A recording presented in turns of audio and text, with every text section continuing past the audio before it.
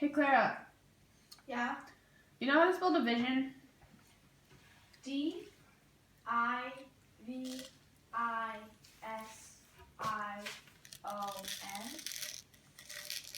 Yeah, okay. What about chromosome? C-R-O-M-A-Z-O-N-E.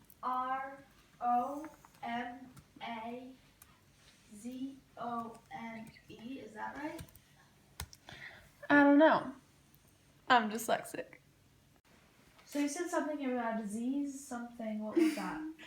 Dyslexia. It's a genetic mutation that causes learning difficulties in the language center of your brain. Genetic? Yeah, so everyone has DNA, and it looks like a ladder that's been twisted. And there's this thing called deoxyribose, and it's like the thicker part of the ladder that you hold on to if you're climbing up. And that allows everything else to be attached to it. And so then there's this really cool thing called nucleotides. That's what it's called nucleotides.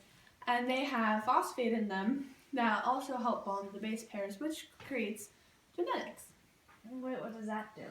Well, that determines how you look. So it could say you have blonde hair, brown eyes. That works, okay. Or it could say you could get something like dyslexia. So how does that affect you? Well, for me, reading out loud, I hate it. Spelling, I also hate it. And then when I'm looking at numbers and I have to write it down on paper, I hate that part too, because I tend to mix them up.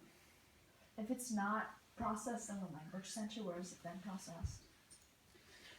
Anywhere, really. It's pretty different for everybody. Some do it in the short-term process of their brain, or short-term memory of their brain. Some do it in other sections, but yeah. And how do you make it seem like you don't have it?